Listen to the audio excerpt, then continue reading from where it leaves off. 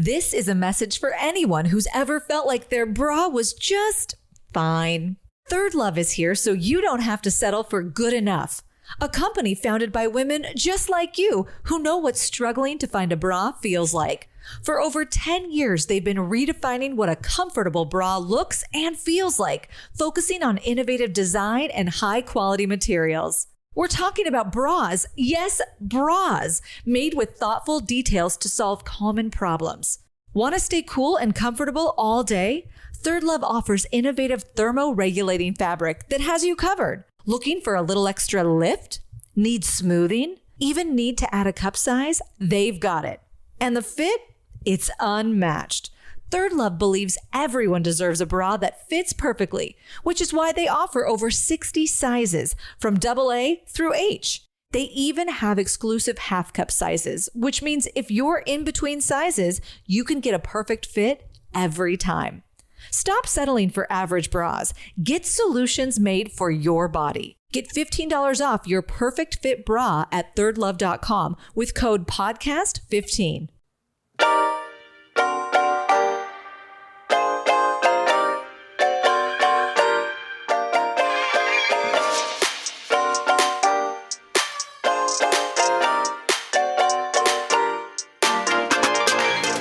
Welcome to the RuPaul's Drag Race Recap Show for Season 17, Episode 7, titled Snatch Game. My name is Joe Batanz, and I am joined, as always, I put a place for it here, but one loquacious co-host from the podcast Bravo, Bravo, effing Bravo. Please say to Mr. Nathan Patrick Brown. Hello, Nathan. Hey, Joe, is the bus still running? Oh, well, the whole show's ruined. Oh, no, did I steal your joke? You stole my joke. I have no other jokes or comments for the rest of the episode. My whole episode was centered around that one line, and now you just took it. Everybody, wasn't this... guys, so, we've told you this before. A little bit of a cheat here. We record Just Between Us Girls days before we record. Before we record the show. But this one was a long one? Yes, this one was a long one. There was 5 endings. There were 5 endings and everything like that. So yeah. So if you want to listen to Just Between Us Girls, there's several ways you can do this, okay?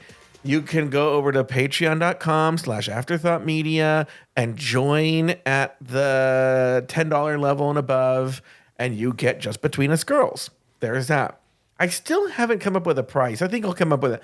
Go this week. If you just want to have Just Between Us Girls on Patreon, I'll do it this week, and there'll be a set price. It'll probably be around, I'm gonna guess, like $20 or something around that, right? Then another way you could do it is go to Apple Podcasts, and you just subscribe there.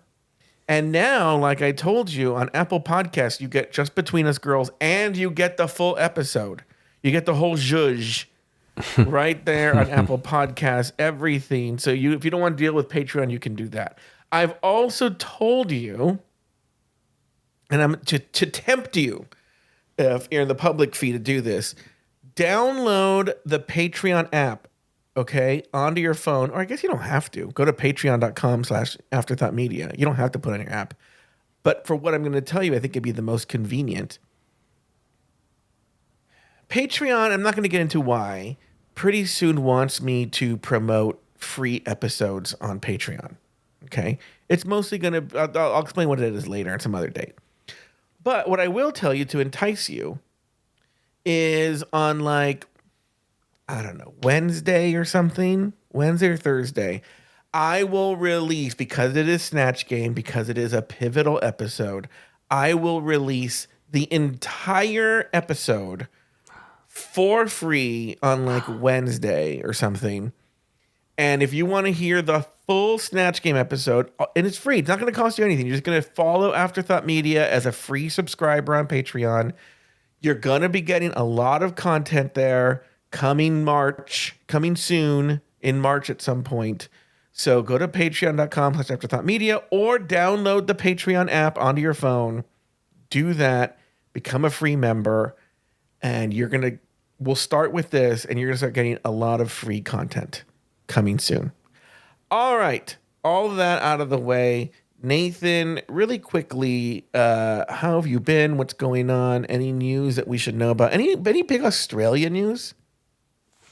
Well, we have an election coming up, so let's see Why do you how think that you're goes. always having elections? I know, we like democracy here. It's weird. Yeah, well, we used to. So no big news other than that. Who do you watch the show with? Do you watch it with? Does Argyle? For people who are new, Argyle is Nathan's boyfriend. Argyle stopped watching around like season 7. He sees no value in post season 7 Drag Race. He's watched a couple of episodes and he thinks it's trash. Does he listen to your show at all? He knows obviously you do a show. Yeah, no, he's not interested. What about your other podcast, Bravo, Bravo, effing Bravo? Does he listen? No? Yeah, he doesn't listen to that either. I don't know if he really likes me. You used to have Breaking Down Bad Books. Did he listen to that? He never listened to that either. But you know what? He does like say things that he's heard on other podcasts. And I'm like, oh, so you do listen to podcasts? Oh, Nathan, I deal with all the time. John Paul is constantly telling me things he hears on other podcasts. Or even worse, he'll be like, I've completely run out of podcasts. I have nothing to listen to. And you release one a day. Yeah. And I'm like, you realize I have an entire podcast network, right? In fairness, he works for a television network of which I've never watched a single episode of any show. All right. Well, on that note, why don't we take a break? And when we come back, we are actually going to talk about this episode, which, by the way, before we get into anything, I've seen a lot of very angry people online about people are really upset about this episode. And I will share my thoughts. Nathan will share his thoughts. We'll do it all right after this.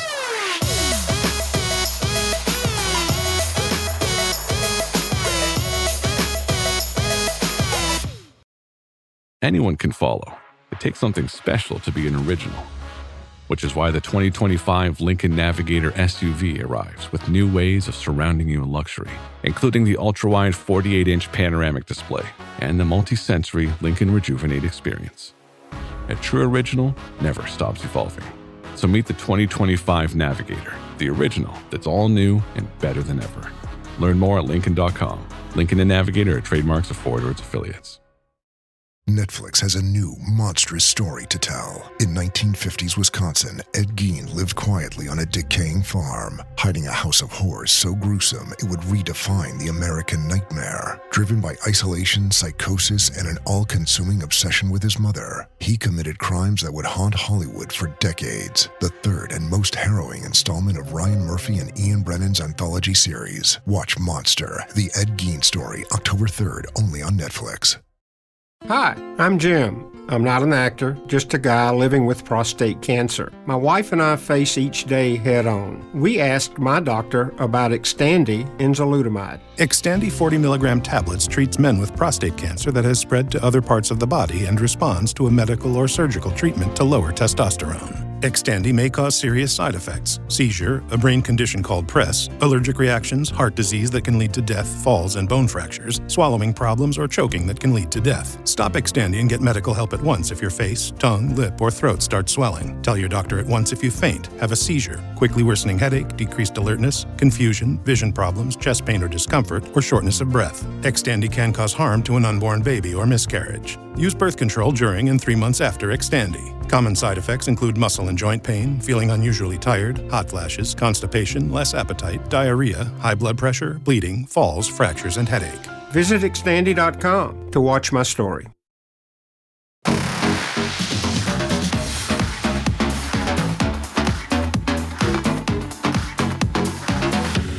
And we are back. This week, the girls play the Snatch Game. On the runway, the category is Nailed It. Anya Nerve was named the winner of the challenge, while Lana Jarre and Crystal Envy were placed in the bottom two. After a lip-sync battle for their lives, Lana Jarre was told, Shantae, you stay, while Crystal Envy was asked to sashay away. A lot of rhymes in that sentence. Listen, watch. Lana Jarre was told, Shantae, you stay, while Crystal Envy was asked to sashay away. Yeah, the new Nathan Dr. Patrick Seuss. Brown. Yeah, Nathan Patrick Brown. What did you think of that lip sync? And did the right queen go home? Remember, everyone listening, there's a part 2 where he's going to give us our big takeaway, but his big takeaway. But Nathan, what about those first 2 questions?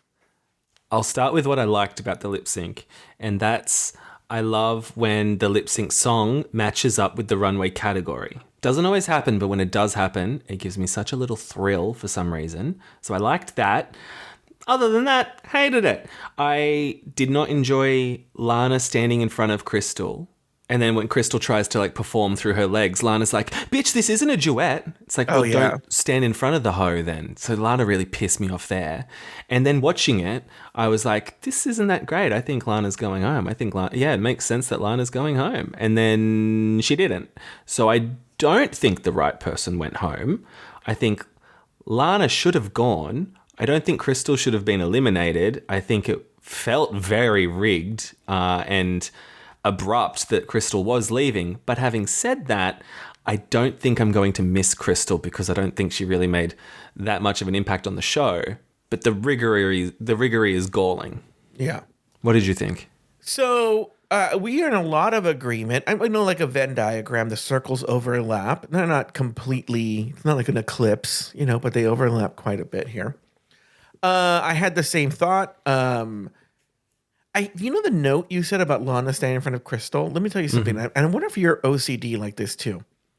The notes I had were a perfect 2 pages. And if 2 pages. And if I added that note, it was going to go to another page. Oh. And I was like, well, let's just remember that because I'm not going to go to another page. Just for a stupid note, right?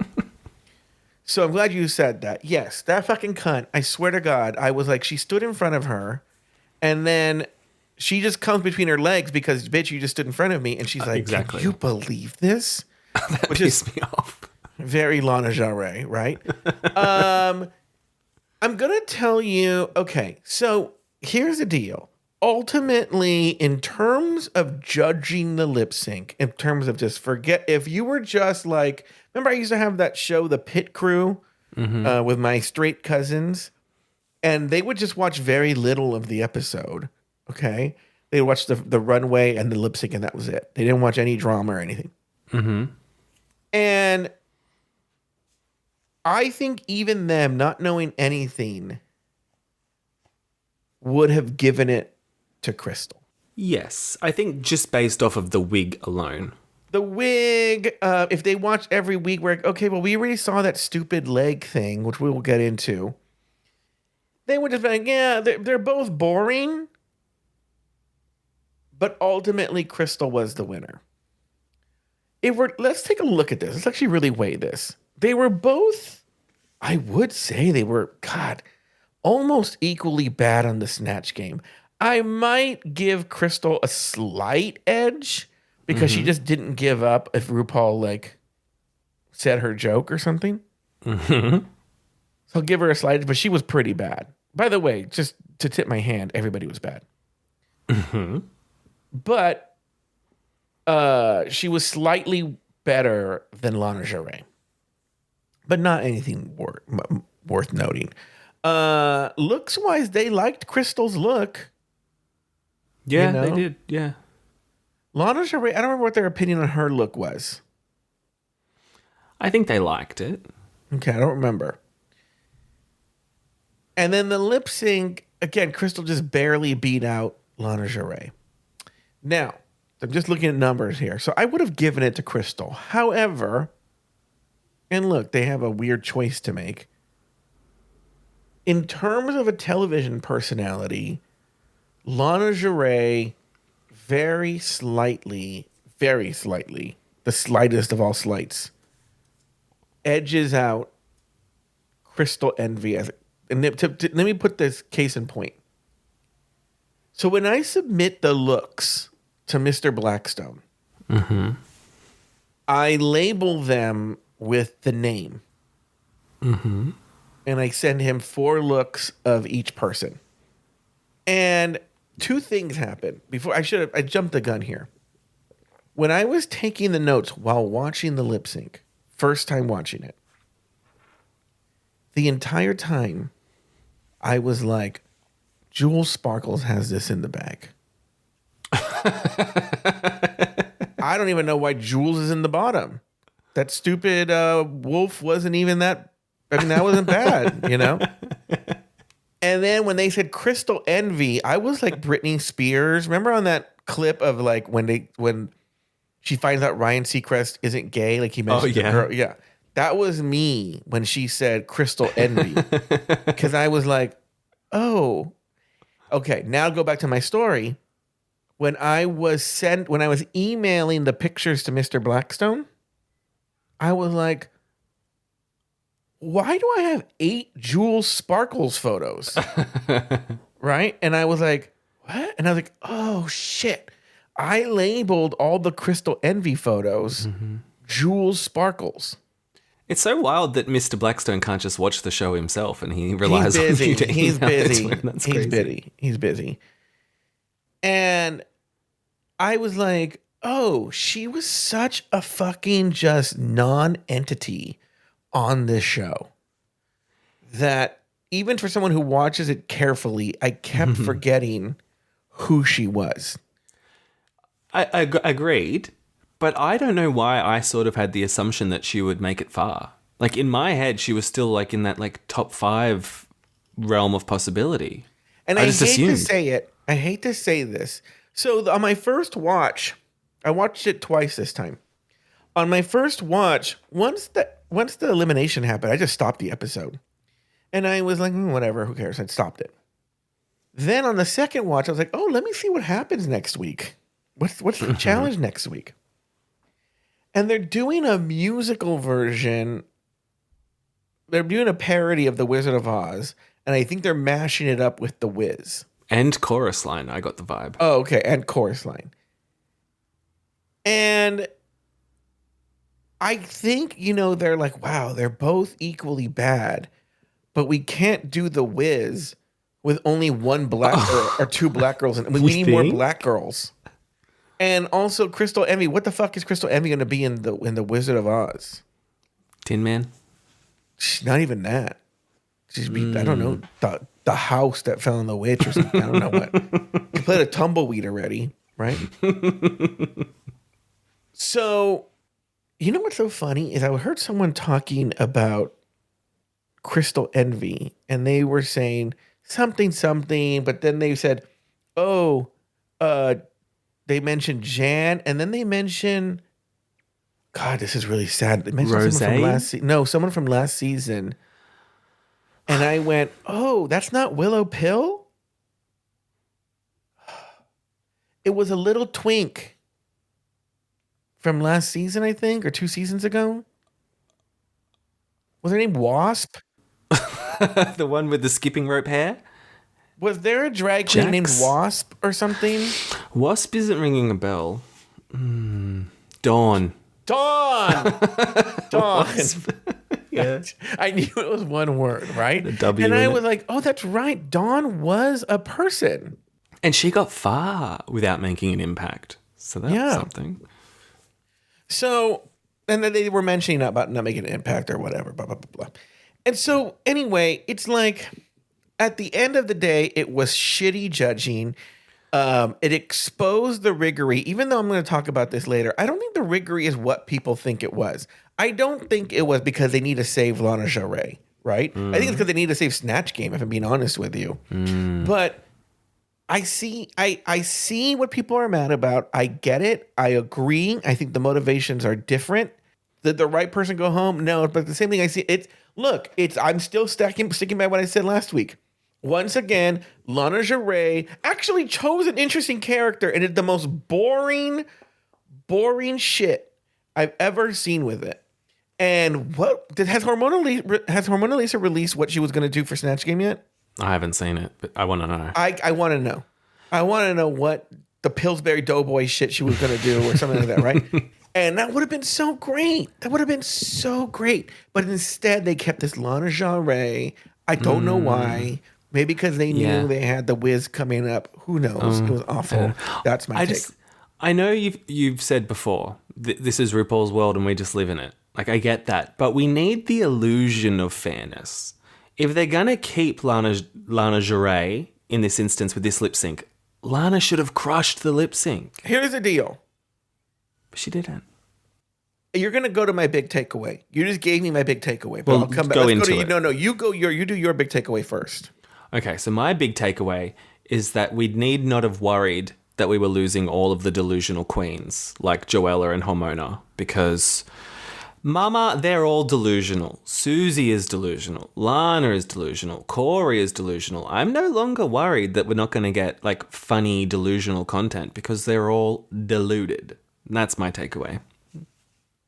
Okay, my takeaway is, and you gave me my takeaway right now, is you were saying about this illusion of fairness, yada, yada, yada.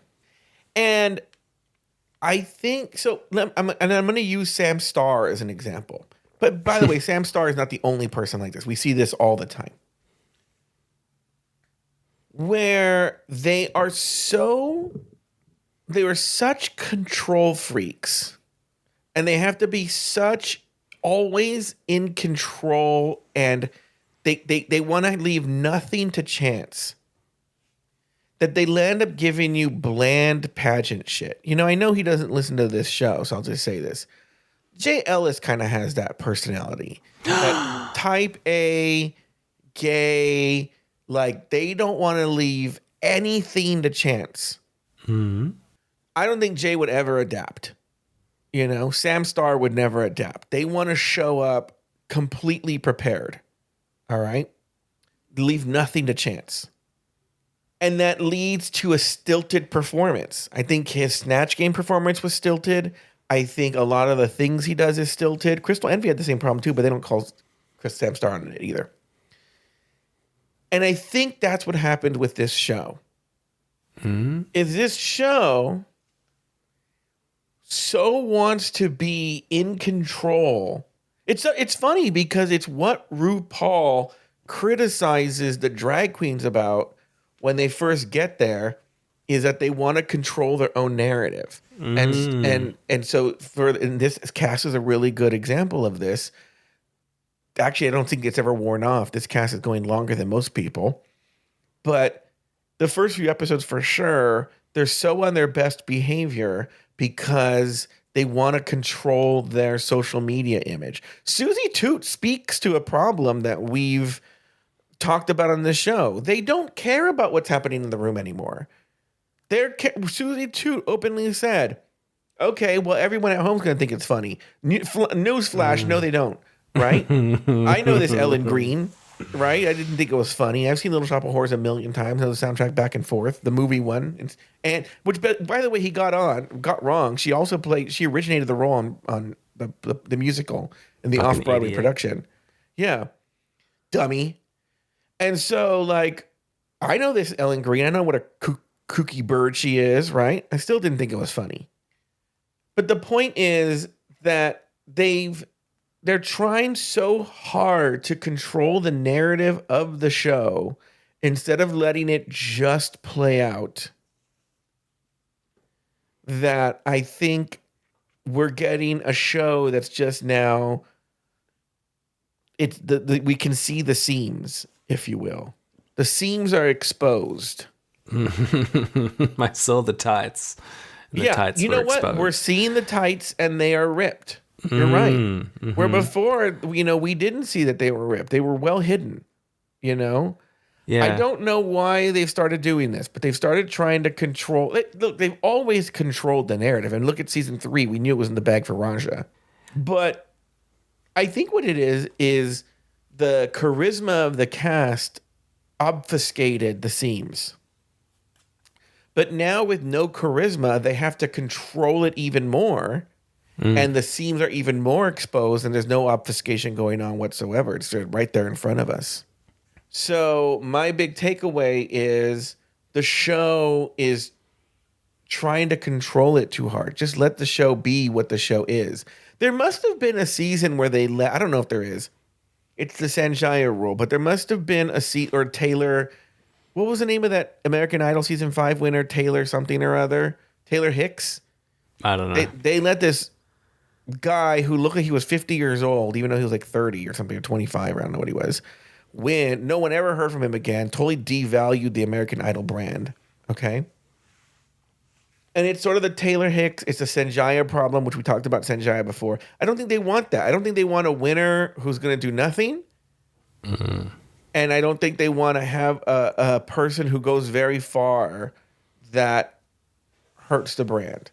Do you think maybe that's why Crystal went home instead of Lana, because they could see her controlling her own narrative? Because Crystal, this episode, she's like, I take myself too seriously. I need to show them that I can be out of the box wearing an outfit that she had planned to wear, that she brought from home.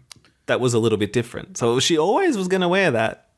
Yeah, look, no, I don't think it's that per se. I just think, no, ultimately, look, everybody, and there's going to be a lot of like, this people, if you know a drag queen, this is what I'm going to say right now. I've said this many, many times before, and I'll say it again. This show is not meant, I don't create it. In fact, I'm specifically forbidding contestants on the show from listening to this show. It's not for you. I don't want you to hear it. I don't want you to get your feelings hurt. I don't give a shit if you listen. Please don't listen, okay? Don't. I don't want you to listen. Unless you're a future contestant, then fucking listen up. Well, obviously, they don't know. If they're a future contestant, they don't know that they're going to future contestant, right? Yeah. Because what I'm going to say is, I'm going to say a few things. If you're a future contestant, here's some advice. You need to make good TV. That's what this cast has forgotten.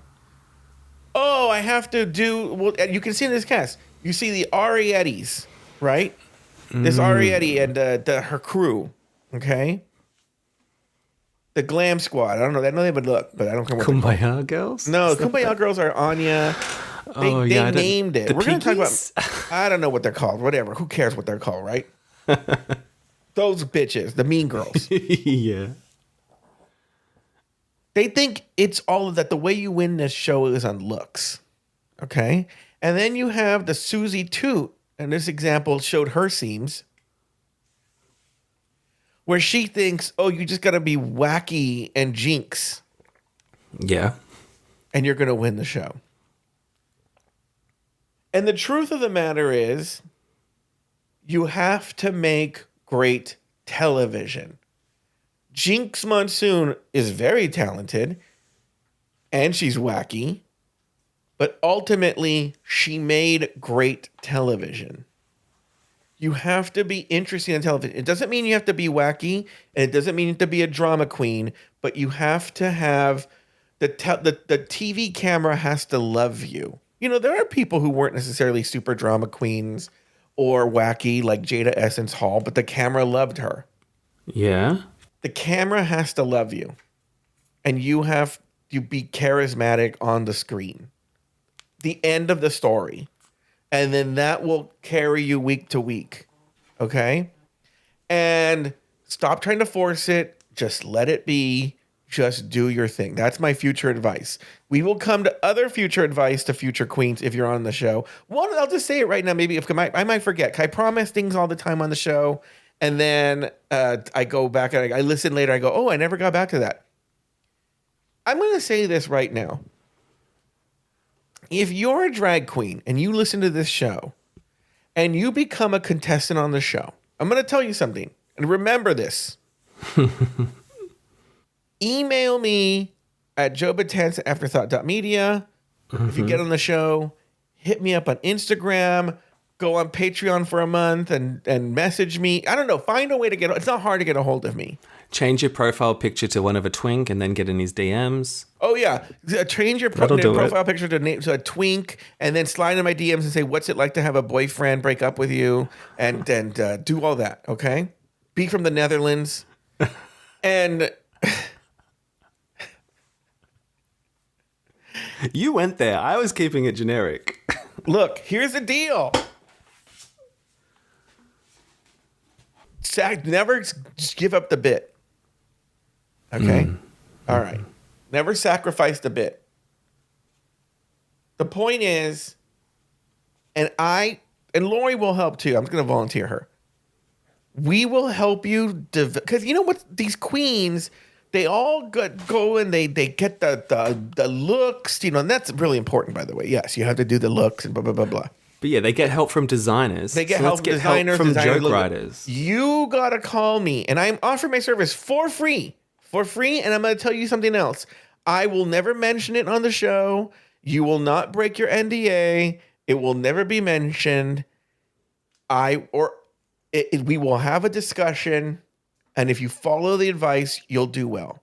I will write the jokes for you for the reading challenge, and I will help you develop your Snatch Game character. Now, look, I'm not going to be there, so I can't write the jokes for you.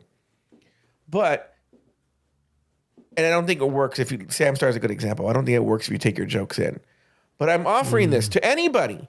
It's a free service, right? To anybody who becomes a contestant on RuPaul's Drag Race. Hit me up privately. I'll never mention it on the show. I'll never mention it on Patreon. I'll never mention it anywhere. I won't tell anyone. I'll tell the hosts, I'll be honest with you. But I won't tell anybody else, and it won't be a thing on the air. I will help you with your Snatch Game character, and I will help you with your reading challenge. You're going to be like Michael Caine in Miss Congeniality. I never seen this Miss Congeniality. Get out. You haven't? No, never seen it. Bitch, catch up. Thank you. All right. Well, look, it's so funny because I was thinking, like, what are we going to give these dolls this week? The public feed dolls. But they've gotten quite a bit. They're eating, little piggies. Yeah, the little piggies. The piggies are eating. On that note, while public feed rests in the untuck in the Form Decor Lounge, we are going to talk about the rest of the episode. Okay, after Hormona's elimination, Corey laughs with joy at Hormona's elimination. That's a horrible writing thing I just did there. Ariette makes her entrance into the winner's circle, and Crystal Envy wants a win more than anything. The girls throw away their recycled goods, and Lana Jarre lives for herself as Jules crowns her an icon. The next day, Sam celebrates Hormona's departure, and the queens notice Hormona left behind her shake-and-go wig just before RuPaul enters the workroom to announce this week's Maxi Challenge. It's the Snatch Game. I'm not going to explain what the Snatch Game is. If you don't know what it is, look it up. In the workroom, the girls get to work on choosing their characters. Susie feels confident her character has this one in the bag, while Corey comes for Susie for knowing so much about the character. Later, RuPaul enters the workroom for some table visits. This time she brings along special guest Alyssa Edwards. Ariette declares she's a baby. Ru calls Corey out for wearing the same boot every week. Ru wonders if Anya's character's choice, why can't I read today, will work, and Ru presses Lana Jarre to explain how her character can be funny. Okay, let's take this piece by piece. Let's talk about that opening act with after Hormona's elimination. Did you have any thoughts there? I thought it was very funny that Hormona in her mirror message called herself the chosen one. Like, she's just never going to let that go. But I'm like, bitch, Ru chose for you to go home twice. Yeah. What about that? Yeah. That's crazy. And I also thought it was crazy how much they were going on about how good Lana was at that lip sync. Like, girl, did we watch something else? Yeah, it wasn't that good. And it was annoying because the leg thing wasn't that big of a deal. And just Lana Jarre is so desperate for anyone to like her that, or think she's fierce, that she was just living for an icon. She's an icon for that move. Oh, girl. No. And that's why she repeated it. Like, oh, girl. I'm going to go in order here. So when we come in as a confessional, and this is something where we're paying the price now because they didn't air this fight between Hormona Lisa and Corey King. Oh yeah, and because of that,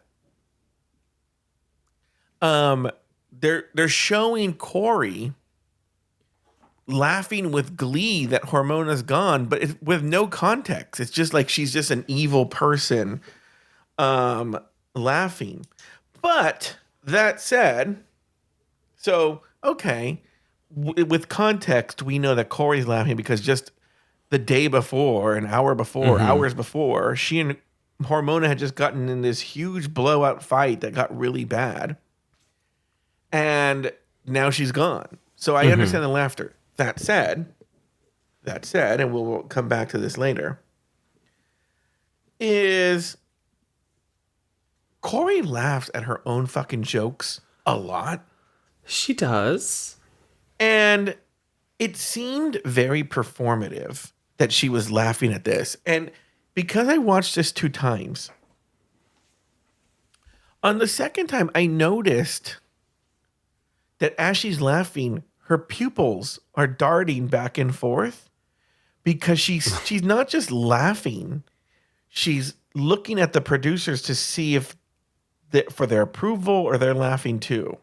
Oh. It's very weird. You should look at it. So she's laughing and then she's looking like, I'm doing this visual thing, but she's going like, it's very, very strange. You're like, oh, she's doing this. It's performative. This is all performative. I don't begrudge her that, though, because she needs to do something. And I'm starting to come around on Corey because I'm like, yeah, you are someone who has not spent any money on your runway package. And that's kind of admirable that you're still here and that's the case. So, yeah, you know, make up for it in other areas. I'm not coming around on Corey. I think she's a bitch. Okay, next. This Jewel Sparkles is still trying to make this piggies happen. And again, that's why I'm saying the cast has not totally forgotten the cameras are there, as most casts do by this point. They're still very aware. They're still very aware of what they want their perception to be outside the show. They're trying to lay the little crumbs out there for the internet to pick them up and make them into memes. And they all want to have their Miss Vanjie, which is funny because Miss Vanjie came from a real moment. They're going to come from real moments. Just be real. Be real. There's this TikToker. He does a lot of like comments about like criticizing the gay community. He's another gay. And he must have one time said, just be so fucking for real or something like that. Or girl, just be so fucking for real, right? And now he shoehorns it into every fucking video. Now, every fucking video, and you can tell he's like, oh, I didn't say it. And he like just goes, girl, just be so fucking for real. And I'm like, girl, you didn't need to say that. We got the point across. Now you're just saying to say it. That's like what a lot of this demure one. Like. But that actually was a really good catchphrase for a while. Like it was good. And then it got overdone. She's still trying to do it. I know. I kind of feel sad for her. You know, there's a lot of notes here that I have that that are kind of like outdated now because I watched them during the show. But it says here, Crystal is giving the whole Jan storyline because she wants to be on the main stage and win so badly. Yeah, girl, we saw it and she got eliminated. I also love that Arietti is like, I'm in the winner's circle. I'm like, for one episode. Because she won because it's a looks challenge, but not everything's looks. And that's the thing with Arietti. We're going to come back to her in a bit, but what a stupid fucking bitch she is. She just says stupid ass shit. She just says stupid ass shit.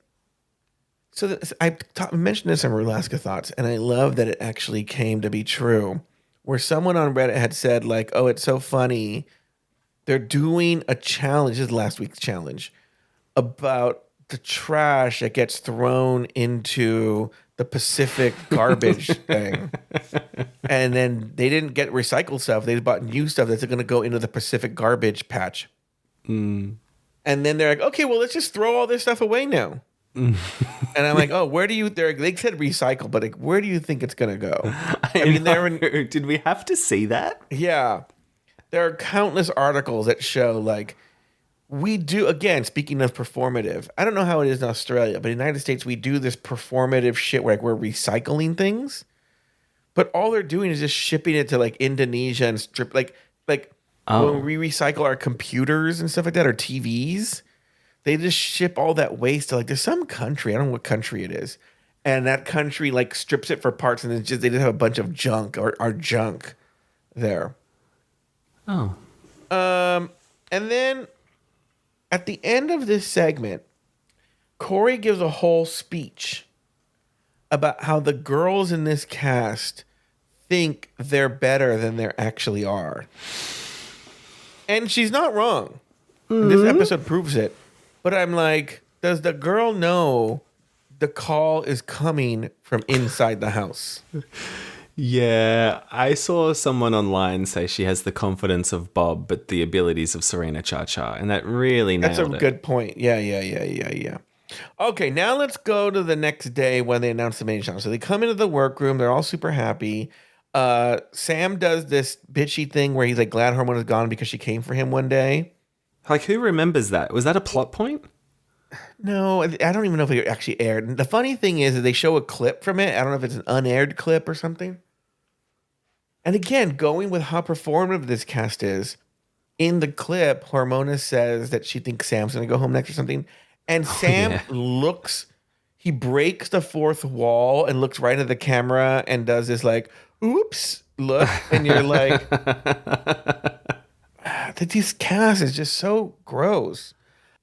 Again, so then they bring out Hormona's wig that she left there. The bob. And in a confessional, Corey makes some stupid joke about the wig.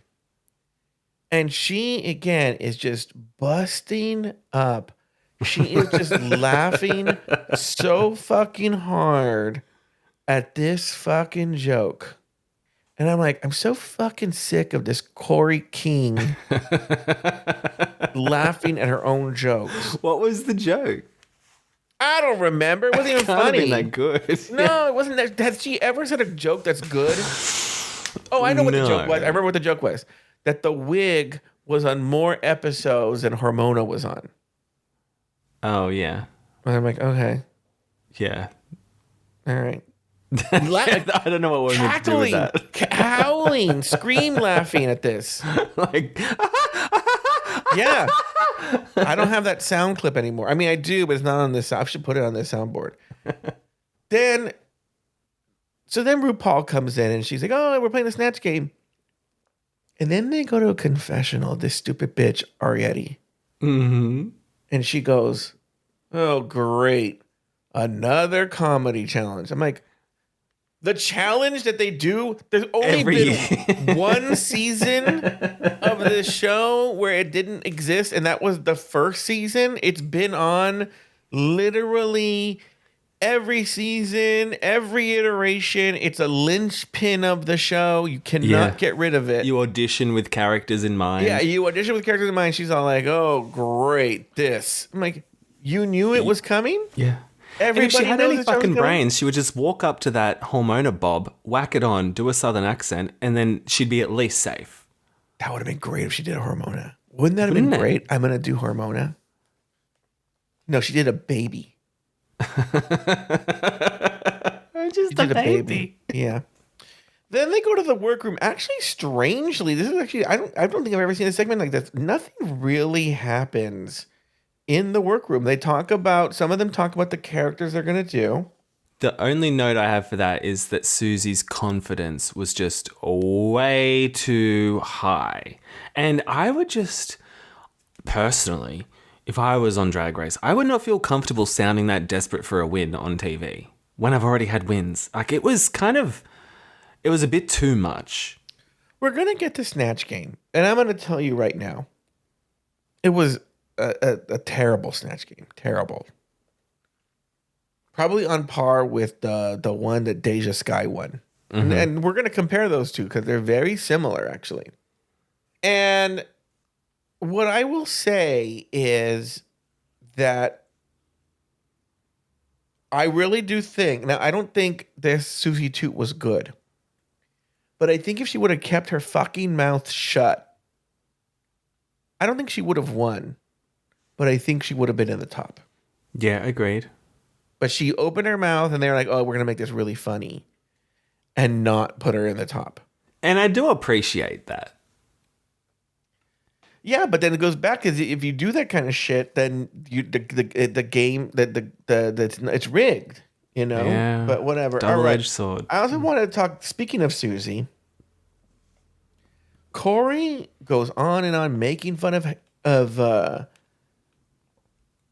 Susie, that, and he even says at one point, like, oh, this fucking, the what's her name? The Ellen Green. She's going on about Audrey. He goes, she just knows all about her and everything and knows about the character and already has jokes written and all this stuff. Right? He's mad.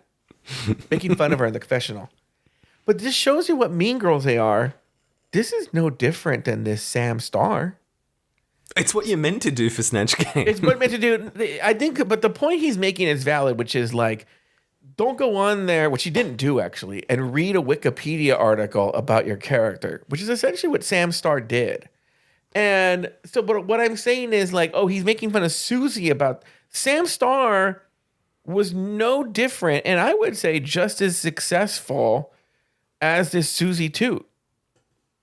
It was just like, oh, I'm coming in with my pre-written bits, and I know it way too well, so it's super like structured, and there's no wiggle room, which you need a lot of wiggle room on this show. Okay, now let's go to the table visit. They bring in Alyssa Edwards. Did you have any big thoughts on Alyssa Edwards? I loved that she was there. Half of me thought that it was like an apology for how bad Global All Stars was, that they gave her this gig, but I was just happy she was there. Mm-hmm. So that's my thoughts on Alyssa. Alyssa's not known for being good at Snatch Game. She did this horrible Katy Perry. Yeah. That was horrible. She did and actually this is a good example to talk about, to compare it to Gilbert Gottfried. She did this Joan Crawford / Faye Dunaway / Mommy Dearest that was so bad it was fucking iconic and hilarious. It was good, yeah. But I don't think that she was on purpose being funny, right? No, but I wouldn't compare her to Lexi, what they did. No, I'm contrasting them later, right? Okay. But this isn't an example of something that was so bad it was hilarious, right? And RuPaul is laughing in the moment. Mm-hmm. But it's not because she was good at Snatch Game. And then on Global All Stars, she was horrible on Global All Star Snatch Game, on the Snatch Game of Love. Mm-hmm. She was horrible. Yeah, but like what you said earlier, she makes good TV. The camera loves her. Yes, Alyssa Edwards makes great television. Now, there was a part when they're talking about Alyssa Edwards, and now on my first watch, I wrote in my notes, weird that they called her the winner of Global All Stars, because when they started filming this, I'm not even sure they'd just either the show had just started airing or it was about to air. It hadn't aired yet. Yeah, I think that was a spoiler for them. Either they knew or they told, but I don't even know if they knew. I noticed that they cut away from Sam Starr, and so they could have had him say it in post. Yes. They sometimes call you in to do these things, and especially on Drag Race, and they had him say it then because they cut away. You don't see his lips say it. Although when Global All Stars was announced, we all said, hey, it's the winner, Alyssa Edwards. True, we all knew it was going to happen. There's a part when they're talking to this Lydia B. Collins, and she mentions David Lynch, and Alyssa's like, yes. No fucking clue. Like, Alyssa says know who fucking David Lynch is. I'm glad she did David Lynch instead of Catherine O'Hara, because I think she would not have done a good Catherine O'Hara. Well, because, she wasn't going to really do Catherine O'Hara. She's going to do that character from Schitt's Creek. What's her name? Moira. Yeah. And there's already a gay who does that. And I'm like, but what's even annoying about that gay, and I'm sure everyone knows what I'm talking about, they're on TikTok or all over the place, is the gay doesn't even say he's doing Moira. He acts like this is a character that he invented, right? And he's just doing Moira. And I'm like, ugh. Yeah. He's another one that needs to move on from the shtick. Yeah. And it's not going to work. Look, here's the deal. Going with Snatch Game advice, we talked about this a million times. You cannot and should not do a character that's already funny. Mm. Okay? Because then you have nowhere to go. How are you going to top a professional comedian who does that character in a very planned way? They know it inside and out, and they're already naturally talented at it. You're not going to be better than them. Mm. Why are you nodding your head and doing that? It feels like you're I'm just trying to think of like who was a funny person that was successful. as a Snatch Game character. Well, there is a little bit of an out. I can tell you, actually. But it involves ripping, it involves stealing.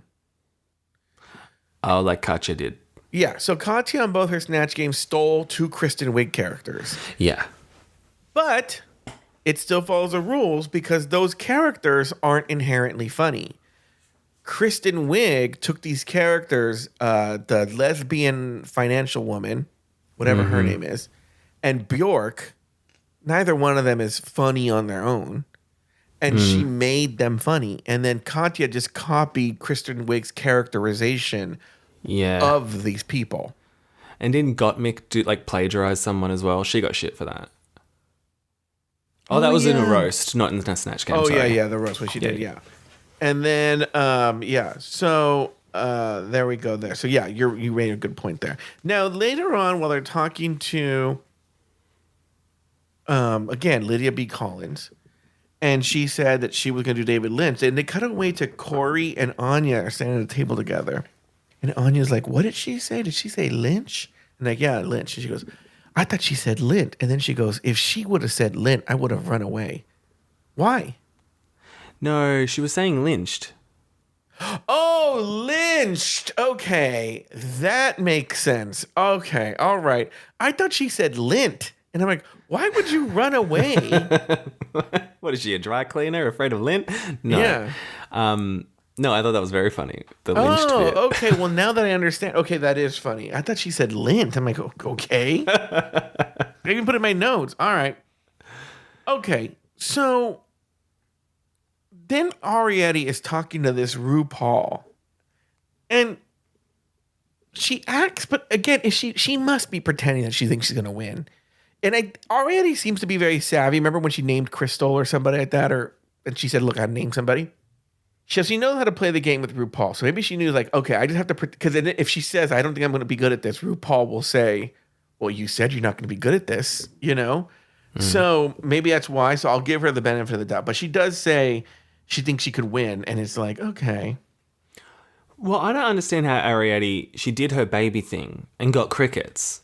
Yeah. So I don't know why she didn't read the room and come up with a second option, or why she didn't present a second option at the table. Like, do you know who else? Think. She's a dummy. She's a big dummy. She has nothing, no brains. Look, speaking of memes, speaking of all this, I don't know the Fred Armisen bit. I'm assuming it's from Portlandia, but I know the sound from TikTok where it's like, I'm a baby. I can't do anything, or I can't pay for anything. I'm a baby, or something like that. I'm just a baby. I'm just a baby, right?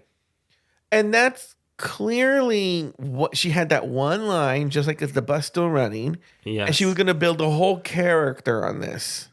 But Fred Armisen isn't playing a baby. And so that sort of is what makes it funny, I think. But like, playing a baby and saying you're a baby, what's the twist to that? Here's the deal, is like, you're doing things that, and I'll even give Jules Sparkles this. She's the one that played Miss Bigfoot. She did a whole other character, and I actually think she was fairly successful. Did I think it was funny? No, but she did develop this character. She did do a character, and that character had a point of view, all that stuff, right? That's harder to do than just doing a celebrity impersonation. Mm-hmm. You know? And so pick a very famous person, and if you don't know what to do, and then just do that person and say their I don't know. I don't know. I don't know why you go, I'm going to do a whole new character. Sam Star went on there and goes, oh, I know these characters and I know pageants, so I'm going to be good. She wasn't. I didn't know either of her options, but I'm glad she didn't go with the kid, because doing the kid voice would have been very grating. Yeah. Strangely, and I was actually, my floor was dropped. I'm like, oh my God, might I be wrong? Rosa Parks was a brilliant choice. She fucked it up. Quinta Brunson, she did an amazing Rosa Parks, right? Well, everything Quinta Brunson said, I had in my original notes. I took them out. Yeah. Okay. When she did the Nyla Richie thing, she should have said somebody else's character. The way the characterization Quinta Brunson came up with, correct. She either should have had her be like a really sassy black woman, or super just a different person than you would expect Rosa Parks to be. But it would have been brilliant if she could have pulled it off. But this Lana Jarre has, again, no brain in her head, right? Yeah, but this Quinta Brunson, she's great. I was surprised they had such a big fucking reaction for her, but I'm like, you know what? It's justified. And then this Crystal Envy, literally, she should have just played a noose for Snatch Game because she handed RuPaul the noose to hang her with. She really did. When she was like, oh, well, I always want to be a polished, poised pageant queen in front of the judges. And I guess I got to not be like that. And I'm like, oh, well, in retrospect, hindsight is 2020. Monday morning quarterbacking. It's like, yeah, you just gave them what they wanted to get rid of you. Any other thoughts on all the other moments before the show, Nathan Patrick Brown? Yeah. Like I usually say, you should listen to Ru in those walkthroughs and pick up on the hints. But I'm kind of glad Anya didn't do Mrs. Barry White because I think she was right to ignore Ru in that instance and just stick to Eddie Murphy. What did you think? Well, look, it was a gamble. It paid off. But I didn't think Eddie Murphy was very good. No, but could she have done a Mrs. Barry White not knowing who Mrs. Barry White was? Strangely, I'm going to give you a yes and no. Yeah. I think Anya Nerve is actually very talented. I think she's very quick. And I think if she had more confidence in herself, she could have done exactly what Quinta Brunson told Lana Jarre to do with Rosa Parks. And if she would have done that, and she would have done really, really well. And it would have made her, people would have really loved it.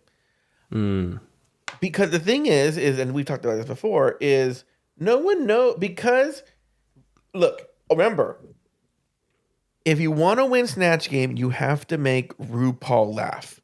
Now, we may not know who Barry White's wife is, but RuPaul does. Yeah. And so she would have done that characterization. RuPaul would have thought it was fucking hilarious. Well, she landed up winning anyway. So, I mean, look. But it could have been more interesting. The point is, she made the right choice, but I think she would have done really well at that if she had more confidence in herself. Interesting.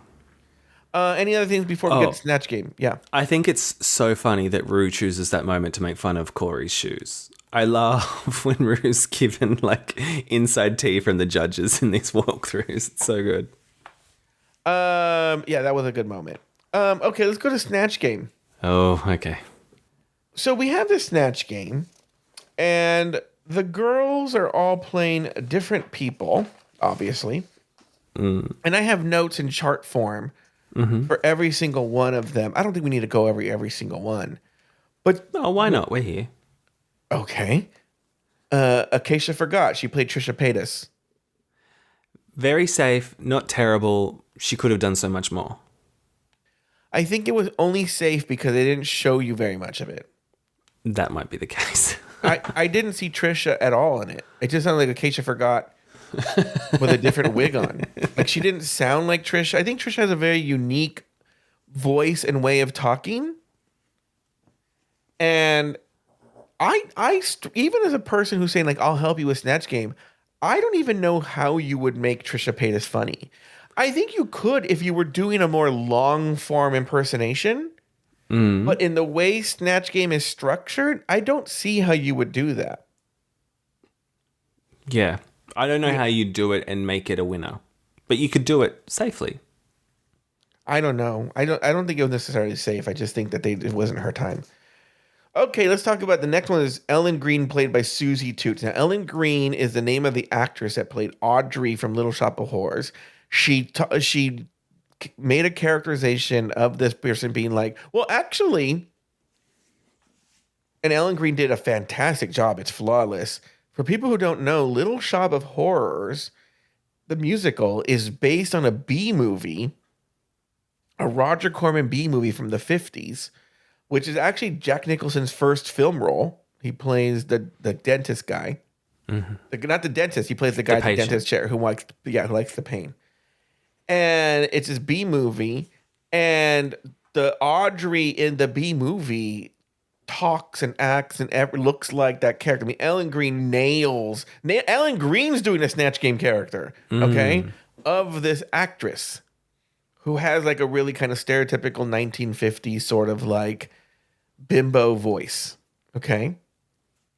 And that's who Ellen Green is. What did you think of this, Nathan? So like you, I know Ellen Green. I've watched the movie. I've watched the show. So I did laugh when I first saw Susie and she sort of had the face and the vocals down. But then as it went on, I was like, oh, I guess she says scissors weird. Like I was trying to remember that from the movie and I'm like, I don't really remember that. So I don't know why she built her whole, well, what seemingly felt like her whole Snatch game around the scissors pronunciation. And so I thought that lost it for her. Well, the thing is, too, is Audrey. Okay, look, this is exactly what I'm going to tell you exactly what happened here. Because Susie says she does this character in her act, and it kills. And she's won awards for it. She's won awards for this, right? I don't know what award. Razzies, maybe. Yeah. And I think there's some sort of scissors bit in this act that she was trying to shoehorn in because she mentioned it multiple times, the scissors. Yeah.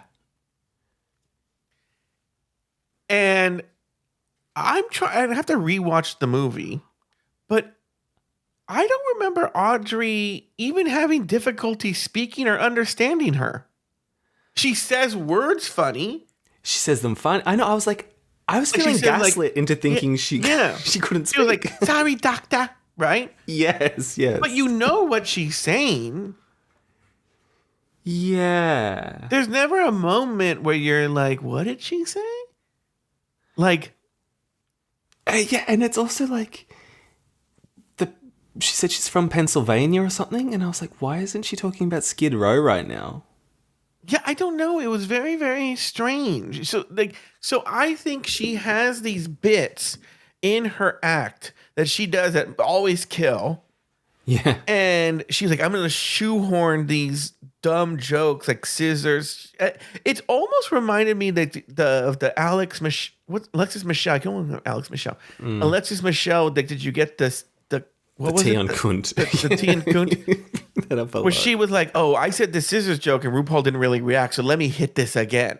That's what it feels like. And when you think about it, like us two, we're the target audience for this Snatch Game character. We're the theatre fags who she thinks got it, and we didn't get it. So something went wrong there. I got most of it. I think she was just doing it because it's funny to say scissor. I sounded that right. And See, when but you I do was it, I'm like, laughing. I know who Ellen Green is, and I don't know. I didn't think it was. She's like, everyone's gonna be dying, but I'm like, now look. That said, I've openly said multiple times how much I hate musical theater faggots. So I don't really jive with them. So maybe they were at home dying over this. Do you really think you're not a musical theatre faggot? No, I'm like, look, I'm telling you right now, if I was on a fucking airplane and the touring company of Lion King started singing, I would break down the fucking cabin door and crash the plane. I know, but you also hear a song from Company or Sundays in the Park with George and you cry. Yeah, I'm a big Sondheim fan. Okay, so you're a Sondheim faggot, not a theatre faggot. Understood. Well, actually, you know what? I'm a Little Shop of Horrors faggot. I think it's a brilliant score. It is good. I don't know. Lexi Love, Gilbert Gottfried. I thought she bombed. I don't understand the positive critiques when she couldn't even stay in character. She sounded like Gollum arguing with Smeagol. Yeah, so on the first, they gaslit us. Yes. Because on the first watch, I watched it. I was like, she's bombing. This is horrible, right? And then they go into the judging, the critiques. And they're like, oh, just the way you were bombing, it was so funny, Even you bombing was funny, okay? And I was like, oh, maybe it was. Maybe I don't remember. Maybe she was like, I'm Gottfried, right? I'm just bombing, right? And then I watched it on a second time.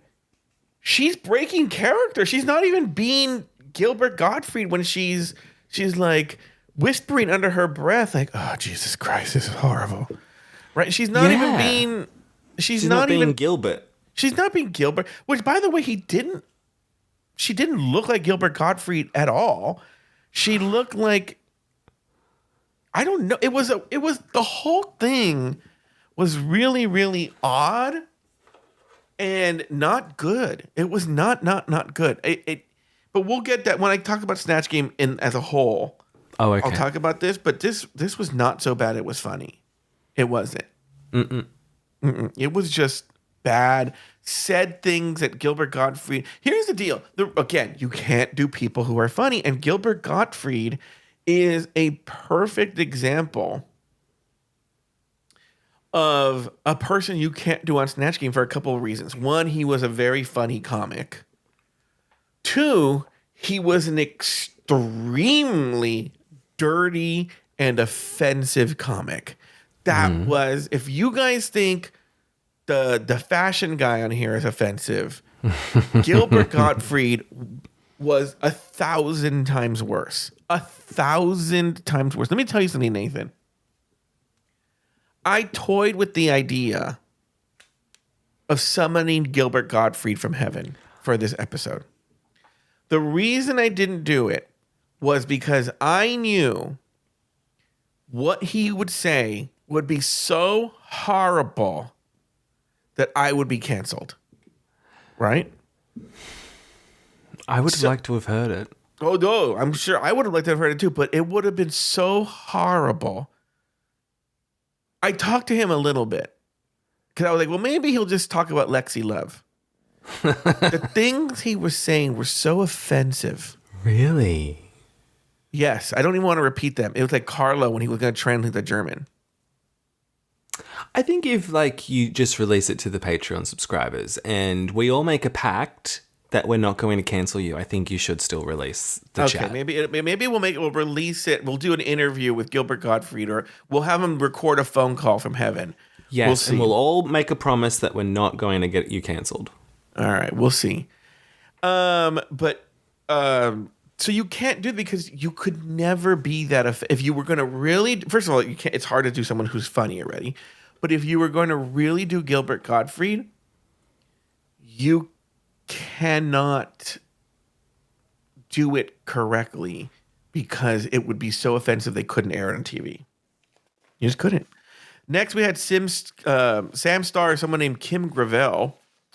She's some sort of pageant person who's also in QVC. Your thoughts here? I didn't know who she was. I thought it was just Sam Star being Sam Star, but at least she was confident.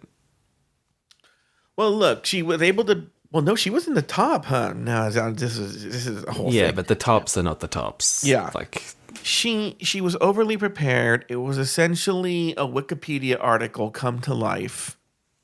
I didn't like it at all. I didn't laugh. She had all her jokes pre-written. Literally, there are moments where RuPaul goes, well, I don't know what the bit is or stupid thing that RuPaul said. Because it doesn't matter. RuPaul could say whatever. You know, she would say like, Kim, what do you think of the Palestinian-Israeli conflict? And she was like, that's a whole mess, RuPaul. You know what it reminds me of? Back in the pageant, 1986. And then she had this whole pre-written bit that she did that RuPaul it didn't matter what RuPaul said. Because, so there's always this whole thing about the volley, which did not come up this time because none of them did. Saying that's funny that you say that and then saying something completely different is not volleying. It's just you reading your own jokes that you wrote and became brought over. It was not good. It was horrible. Lana Jarre is Rosa Parks. This was mind-boggling to me how unprepared she was. To have only ever had that is the bus still running thing in her head and never once think that she had to prepare a response to that question, even though she was acknowledging that that's something that Ru says all the time. Completely idiotic. And the next minute she's saying that she has a car is like, you did no research into this. And not even she's so not Rosa Parks that it's funny. Yeah. It was just bad. So let's actually even take the opposite approach here. Let's say that RuPaul did not say, is the bus still running? And Lana Jarre got to drop her fucking killer joke. Is the bus still running? Okay, then what? It's all she had. And because she brought that up in the walkthrough, right? Like, she's like, is the bus still running? And that's all she had. It's all she had. She should have just been a fucking bus. Because welcome to the stage, Rosa Parks. Hi, RuPaul. Is the bus still running?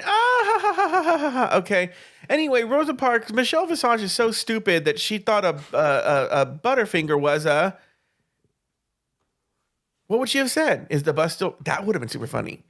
If every response. Actually, that would be funny. If every response is the bus still running. Yeah, that's good. See, but she's not that funny. She's not that clever. No, she was bad. It was really, really bad. And also, RuPaul was really trying to help her. She was throwing the slowest of slow pitches at her, and she was just dropping them. She even got a laugh with my car, and she couldn't even take that and pivot and be like, with something funny with that. No, couldn't. Yeah. On your nerve as Eddie Murphy. Look, I thought she was good in comparison. You could tell that it was Eddie. It sounded like Eddie. It had the vibe of Eddie. I think any other year she'd be safe, but she was the standout for this episode for me. Look, this is the problem with Snatch Game. If you're going to do Snatch Game right, you're going to go there. You're going to be offensive. And now drag has become too sanitized.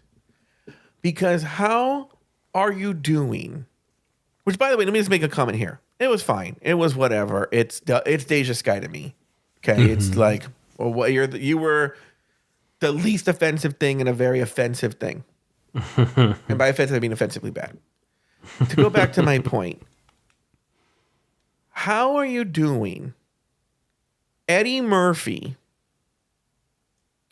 on Drag Race, on a show with a bunch of drag queens, and not bringing up that Eddie Murphy was arrested with a trans sex worker in his car who he wanted to worship her feet? I mean, that there's fucking... Yes, Nathan? You'd at least allude to it. Allude to it. Bring it up. Talk. Nope. Why, do they think Eddie Murphy's going to come on the show? They're afraid to offend Eddie Murphy because he's going to be a guest judge one day? Yeah, not going to happen. Yeah, Eddie Murphy, for people who don't know, Eddie Murphy was arrested for soliciting sex from a trans sex worker. And... really, there's something to do with the feet. Like, he wanted to do something with her feet. I don't remember what it was. Don't even mention it. Don't even mention it. Well, for me, I'm like, you're not even mentioning Dreamgirls? As a theatre faggot, that's my favourite of his roles. And not even a mention. But what would they say? What would the joke be there? I don't know, but if you're going to mention transsexual prostitutes' feet, you may as well mention Dreamgirls. Yeah, it was whatever. It was fine. It was in a good Snatch Game. It would have been completely safe or forgettable. Arietti as Baby Cupid. Your thoughts here? Hated it. It was so one note. I can't with this Arietti. It was horrible. I think she was just hoping she'd just coast by and be safe. It was horrible. She should have been really in the bottom. Like, she was in lip syncing. the bottom She too. should have been lip syncing. Yeah. Oh, she should have been lip syncing. Oh, yeah. Well, they didn't want either her or Lana to go home. It was awful. I don't even know. There's nothing to say about it. It was just so offensively bad. But again, no one on the show. Everyone knows I love me some. Who's the girl? The little girl I talked about earlier, Kenya Michaels as Beyonce. I could watch that all day. The Aiden Zane as Patricia whatever, so from Rocky. Love. There's no one who loves shitty Snatch Games that are so shitty they're hilarious than me. None of those were like that. Lydia B. Collins as David Lynch. I didn't find it funny, because I don't really know David Lynch that well. But, like, at least the worldview seemed to be there, and she wasn't aggressively unfunny like some of the others. So, for this week, I think she did well. Again, almost like Trisha Paytas. You could do something funny with David Lynch. It would have to be in a longer format that's not like this. The problem is, though, again, he's already quirky on his own.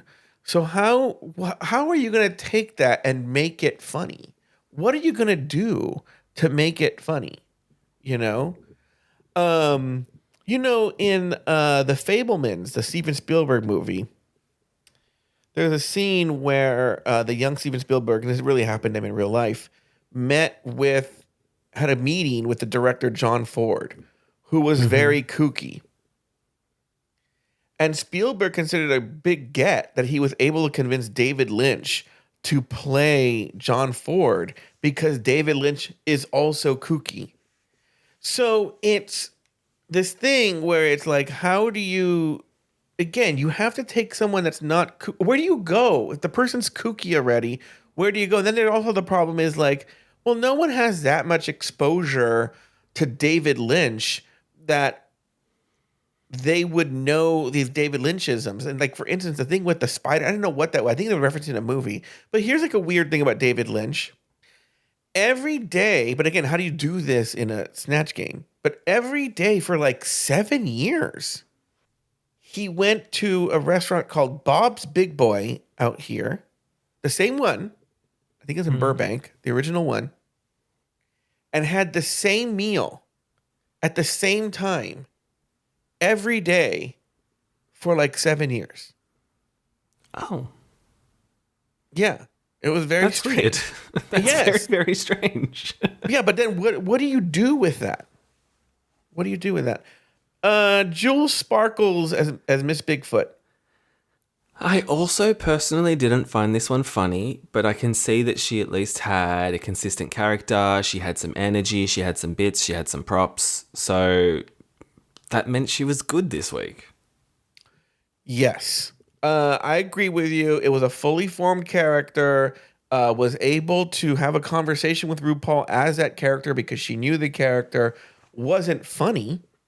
I didn't laugh, but it was a fully formed character. I didn't laugh at any of these, by the way.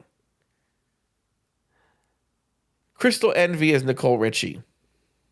She seemed to have been all about the look and nothing else. And I don't even think the look was that good. So there was just nothing else there. And she sounded like her. They go in and they do the look and they're like, oh, if I sound like them and look like them, I'm going to be at least safe. And it's like, no, you have to. It was horrible. And again, she's another one. She went with the pre-written jokes. Like she had these little catchphrases that Nicole Richie said. And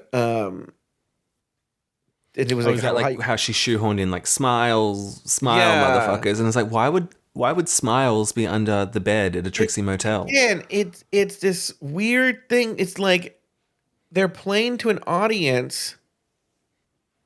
You have to make RuPaul laugh. So did you think, oh, I'm gonna do Nicole Richie and RuPaul's gonna laugh? No.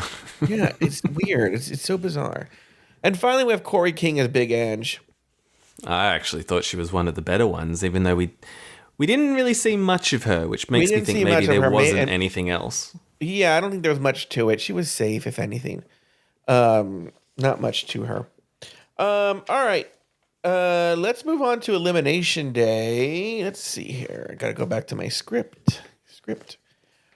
It's Elimination Day, and the girls get ready for the runway. Crystal expresses disappointment in her own performance, but feels confident in her runway look. Meanwhile, Susie declares her confidence in her Snatch Game performance, while Samstar takes it upon herself to knock Susie down a few notches. Any thoughts here on this Elimination Day?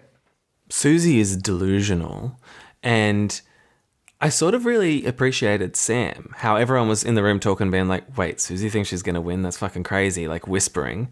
And Sam just went up and said, oh yeah, you surprised me in a bad way. So like, I really enjoyed that. And then also same with Corey. When Corey got asked like, oh, were you just talking shit about Susie's look? She was like, yeah, it was bad. So I appreciate the candor. I don't. I thought it was Mean Girl. They would never put up with that if someone did that to them. Remember during the big rant in Untucked, someone said that lingerie, or no, that they were talking about, who were they talking about? They were talking about Crystal? Who was the one that swung big and missed? Arietti. Oh, okay. Arietti. That she swung and she missed. They were being nice. And they fucking circled the wagons like nobody's business. And we're like, how dare you? No, she was great. What are you talking about? Blah, blah, blah, blah, blah. But this is this little crew. You know, they're thick as thieves, these three of them or four of them, right? This Sam Starr, this Corey King, the Arietti, they're all mean girls. And we already know they don't like the Susie Toot. Remember that Untucked moment? It was them versus Susie Toot. And they laugh at her and they poke at her and they're mean to her and they don't see it. And then, so why would they have the gall? Did anyone ask for their fucking opinion? Why would they have the gall? She's sitting there minding her own fucking business. Let her brag. Let her be delusional. She was bragging a lot though, Joe. She Corey was King is really tooting delusional. her own Susie Toot So horn. what? Corey King is delusional. They're all delusional. They all went the week before. The week before on RDR Live, or I don't know what it was. I don't remember what they did anywhere. I don't know when any shows are anywhere, right? But recently, I think it was RDR Live. They went into this elimination day and they're like, we were all great. We were all hilarious. They all think that everything they do is fantastic and that they all shit gold. What this Susie Toot did is no different than anybody else. And why would you go up to somebody? You know what? If you think that I could see them kikiing in the corner and be like, can you believe this Susie Toot, what she's saying? Right? But they went up to her. But Joe, she wasn't just saying like, oh, I thought I did really good this week. She was saying like, oh, I hope the girls don't hate me when I get my third win because I was that good. I'm going to win today. Like she was like, it was prophesized. And it's like, bitch, no. But again, it seemed very bully. It seemed very mean girl. They would never allow. I wish I could go on that set, and I would be so fucking mean to this Sam Starr and this Corey King. They're not good. You know what? If I were Corey King, this is why they're not funny. I would have worn that fucking shoe again. Yeah, I would have worn that fucking shoe again. But they're not that clever. They're just mean fucking bitches. They're mean. I don't like it. I didn't like it. And you're a mean person now because you liked it. All right, Nathan. This has been a very long episode. We're already almost 90 minutes in, and we still now have to go to the next part of the show, Mr. Blackstone. I've sent the looks to Mr. Blackstone. Let's go through the look. There were actually more looks than usual. There were 7 looks, not 6. 7 looks. So Mr. Blackstone's going to do it.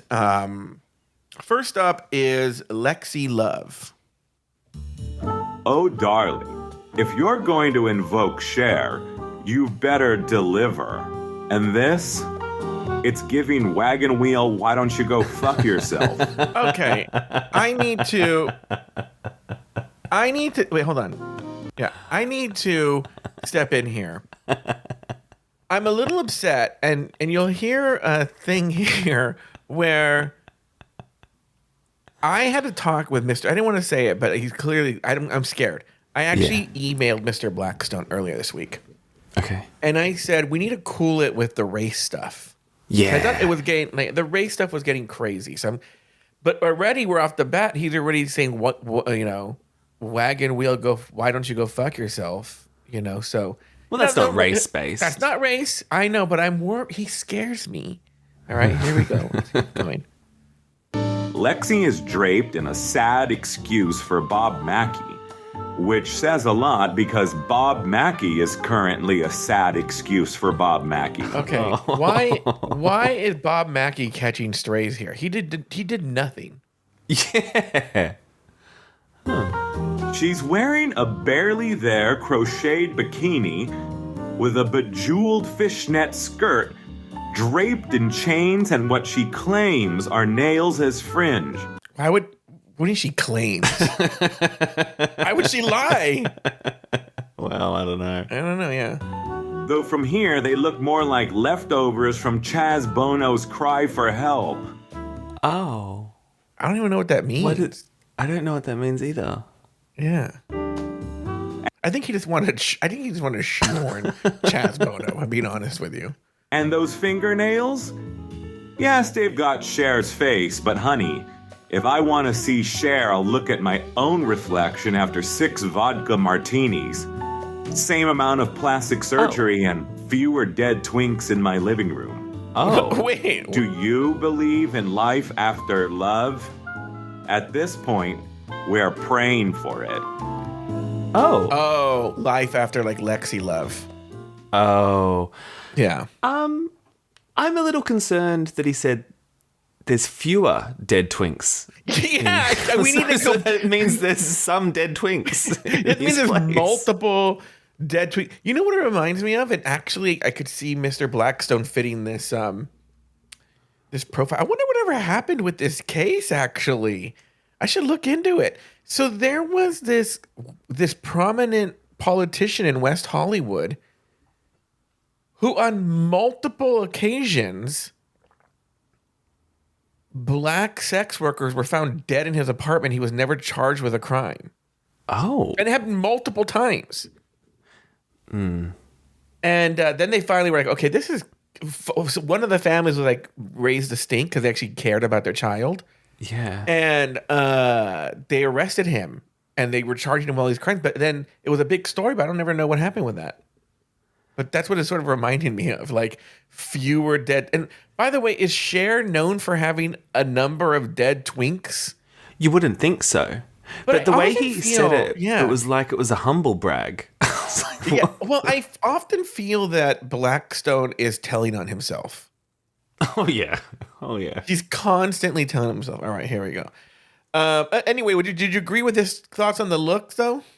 Well, I really liked the nails, but I did wonder if the judges could even see that on the runway. Like, they would have had to really squint to see the Cher on those nails.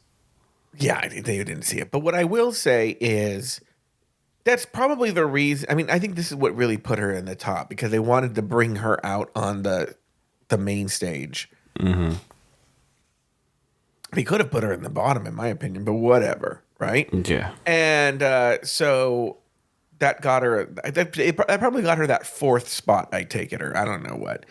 And anyway, but I actually thought she looked great. I'll be honest with you. I thought she looked fantastic. So, all right, here we go. Next we have Jules Sparkles. Oh, look, it's the Tin Man's dominatrix niece. Niece. Knees. Why her knees? Jules Sparkles is giving us industrial accident chic in a chrome corset with jagged metal protrusions, like she lost a fight with a scrap heap. All right. I mean, he's done better. I'm kind of agreeing with him so far, though. Yeah. She claims the look was inspired by the spinal tumor she had as a child. Oh, careful. I'm really scared. And I was like,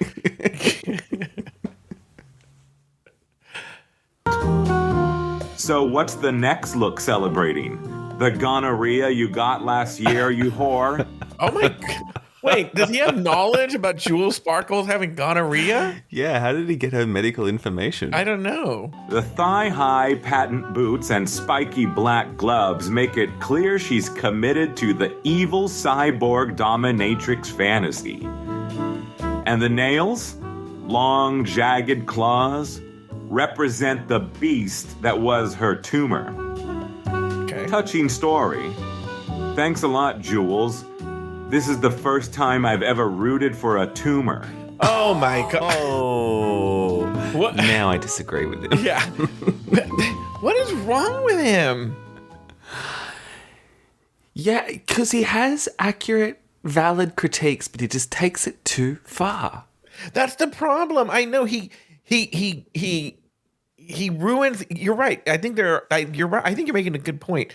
there are often, I don't even hear them, I think, because I'm waiting for this horrible thing he's going to say, that I'm missing the fact that actually buried underneath all this horror show that he's giving us are actual valid critiques.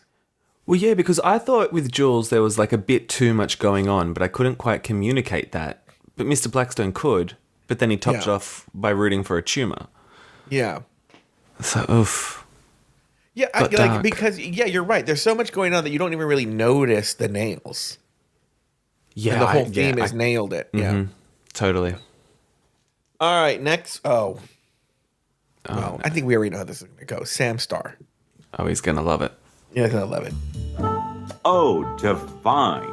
Sam Starr has once again elevated the runway with a look that is as clever as it is flawless. I'm going to let him talk because we know he's just saying nice things, but it's like, it's very obvious. Surgery, and I, for one, am gagged. She's wrapped in a nude illusion bodysuit covered in surgical markings, sculpted to perfection with dramatic angular shoulders and a cinched waist, making her look like a living mannequin mid-procedure. Okay. The syringes extending from her nails? Genius. It's a biting critique of our obsession with perfection, executed with surgical precision. Wow. That twisted nail headpiece atop her perfectly sleek hair, it's like the final turn of a screw in society's obsession with perfection. Oh my God. Okay. Sam Starr isn't just walking the runway, she's making a statement, a visionary, a genius, and frankly, the only queen here worth my time. Oh, wow. Not since Dr. Mengele has medical research been so beautiful. Hold terrifying. on. He just praised Dr. Mengele, the Nazi doctor who do the experiments. I'm glad the music ran out. We've never had the music run out. I'm not going to even acknowledge Dr. Mengele, but I'm not going to dwell on it. All right. Did you have anything thoughts on Sam Starr? I thought it was very been there, done that. I liked the... We've seen this look at least 2 times before. A fair few. And I'm surprised Michelle didn't call her out for it. I feel like Galavado did it on either Global All-Stars or Mexico. It's been done before. Yeah, I feel like the queens, they go to the plastic surgery well a lot. But then the syringe nails was a nice little update on it. And it did look good, but it wasn't unique. Yeah. All right, finally we have our winner, Anya Nerve. Not finally, but in the tops here. Here we go. I don't think how he is with her. So. Anya Nerve. It just started already with this and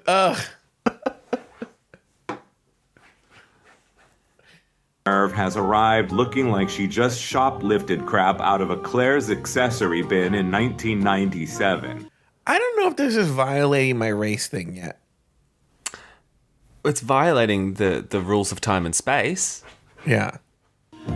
She's serving a bedazzled DIY prom meets truck stop couture fantasy with a hand-painted t-shirt, cut-off denim shorts, and a dramatic ombre train that looks like it was tie-dyed in someone's bathtub. Oh. Let's talk about that bedazzled t-shirt with her own name on it. Uh-oh.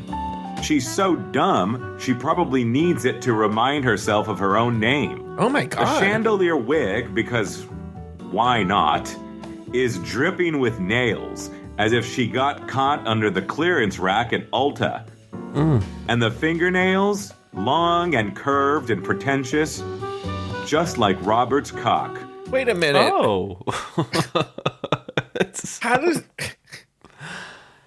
Now so he has an intimate knowledge of Robert's cock. Yeah, why does Robert... Well, Robert does like older men. Has he hooked up with Robert? Is he going to be one of the dead twinks in the bathroom? I know. Long Robert, you in danger, girl. Yeah. The only thing she nailed was my patience. To the wall. What? Next. Okay. I mean, I loved it. I thought it looked good. I thought she sells a look really well. But the wig was really cool. The nails were cool. Yes. I don't like riding on t-shirts, but other than that, it looked good. Yeah. All right, now we're going to the bottoms here. We have here Arietti. Here we go. Oh. He's just not even trying anymore. Arietti is serving us villain pussy alien. So I guess this bitch is an illegal alien no matter what planet she's on. There's the race stuff. She's wrapped in a shimmering silver bodysuit with a sleek alien-like silhouette. Multiple arms sprouting from her sides like a sci-fi fever dream. And enough embellishments to make a Jellicle Ball jealous. Okay, that doesn't make any sense. He just wanted to say that. Yeah. How would he make a Jellicle Ball jealous? The nails, each one dripping in crystals, looking like she clawed her way out of a Swarovski store after robbing it blind because she's Mexican. Oh. God. He lasted this is his 5th one. That's how long he lasted. And we all know they like to steal jewelry. Right, Ophelia? And let's not forget the heels. Elongated, clawed, and completely useless. Just like Joe's cock. Wait. If the theme was Nick... How did I get straight? He has no knowledge of this. Why isn't every week... Just when I you get think insulted. you've escaped. Yes, I thought I escaped. nailed it, then someone forgot to bring the hammer. Oh, all right. Well, I'll be honest with you. Forget that I am constantly singing the song in the background in my when I'm walking around. That's how I stim. I'm constantly like do do do do do do do do do do do do do do. I already know do do do do do do do do do do do do do do. Okay, what did you think of Arietti's look? I thought it looked great. Yeah, I thought it was really fun. I love the two arms on each side thing. I've liked some of her other looks better, but it's still really good. Yeah. All right. Next we have Lana Jarre. This is gonna be a tricky one. All right, here we go. Oh look, it's Lana Jarre bringing us a dress that looks like a glove. Groundbreaking. I haven't seen a black woman wearing a glove fail this hard since Michael Jackson's hair caught on fire. Okay, first of all, Michael Jackson wasn't a woman, nor did he ever identify as one. His hair did catch on fire, though.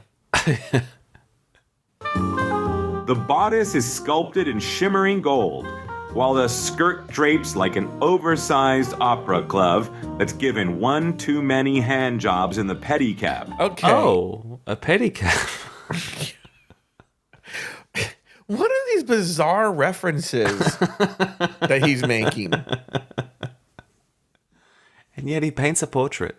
Yeah, he does. And to drive the point home, she's got an actual glove on her head.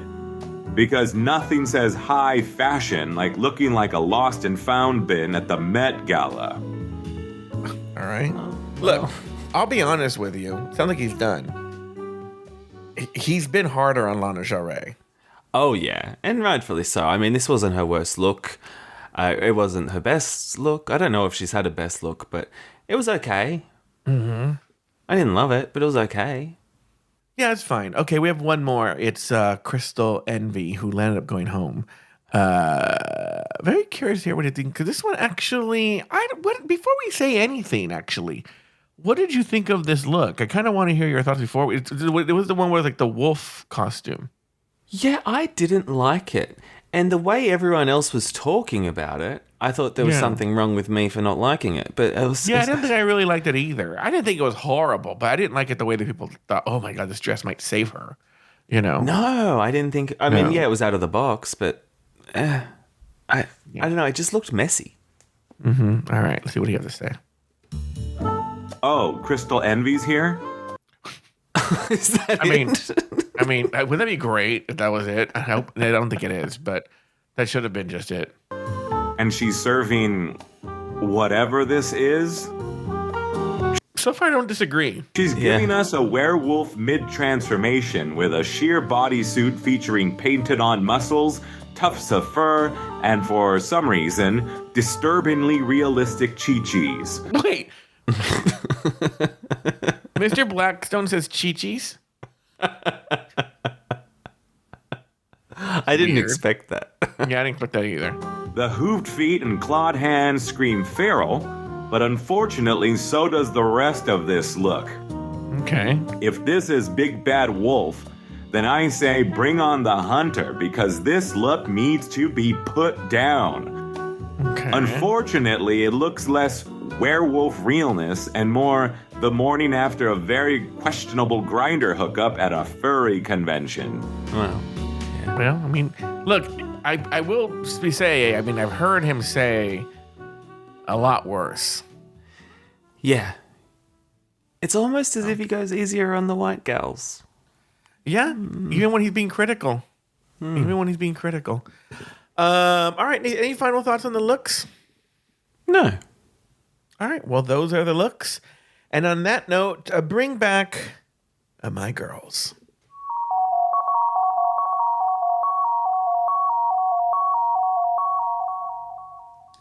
All right, it's no, it's not elimination. And on the main stage, RuPaul separates the safes, tops, and bottoms. Anya Nerve is named the winner of the challenge, while Lana Ray and Crystal Envy were placed in the bottom two, forcing them to face off in a lip sync battle for their lives. The song "Hands to Myself" by Selena Gomez. In the end, Lana Ray lived to see another day, while Crystal Envy was asked to sashay away.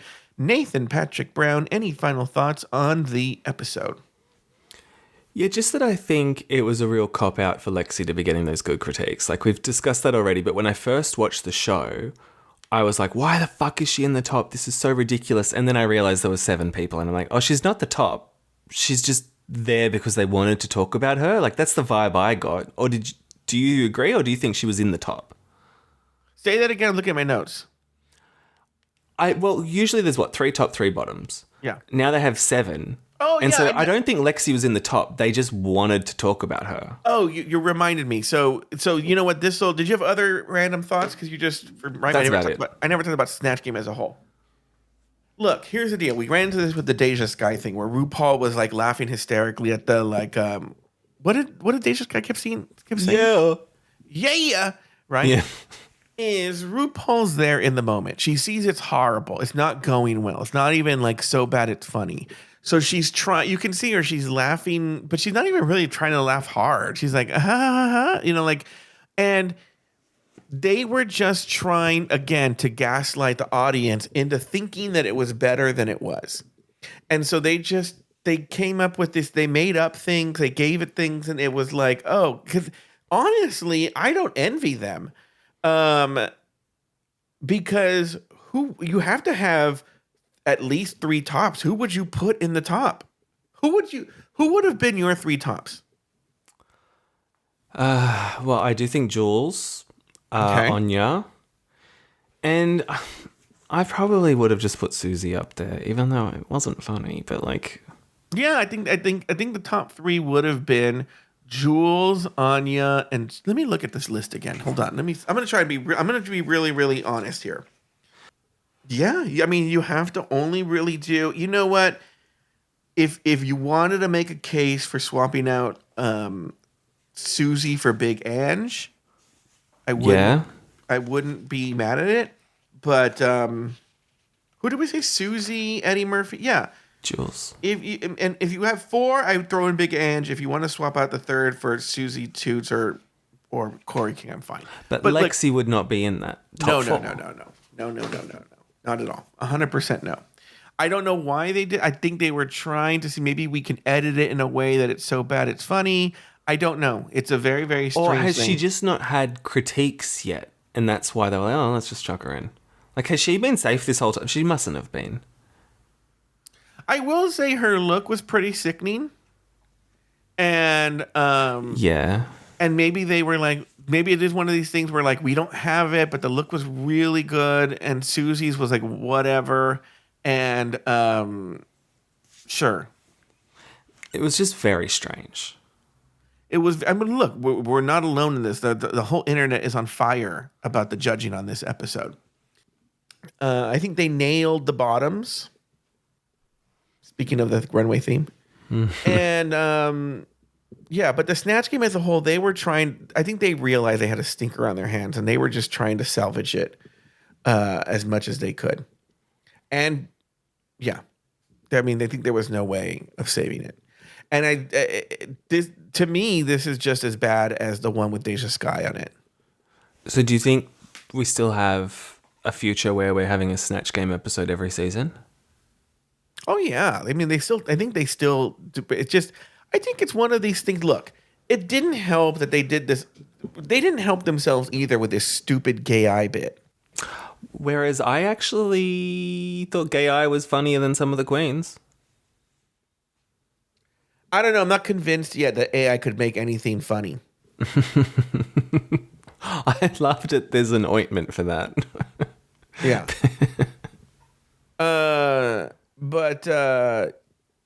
Yeah. So I don't. So I think if you would have had real life people, they should probably, they've been trying to control the contestants as well, and maybe if you had more to volley with that too. It was just.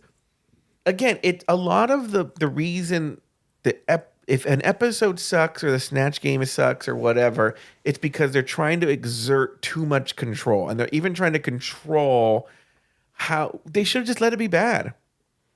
It's bad, and they should let RuPaul call it bad. They did it with the Deja Skye one. Remember but that was already a pre-planned thing they were going to do. They wanted that one to be bad. They wanted that one to be bad. This one they didn't want to be bad, and so they had to gin up some sort of top 4. I don't know why. It was and so maybe this is one where the looks really counted. Yeah, maybe. Saved Arietti. But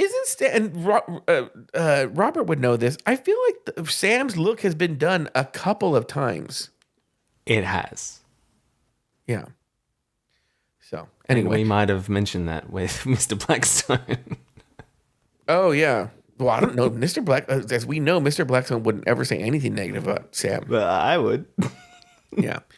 All right. Well, that's going to do it for this week's episode of RuPaul's Drag Race Recap. Be sure to join us next week and every week as we continue to discuss, dissect, and deconstruct each brand new episode of RuPaul's Drag Race Season 17. So, for RuPaul, you know how RuPaul was a guest on this episode? For Nathan Patrick Brown and myself. Let the music play.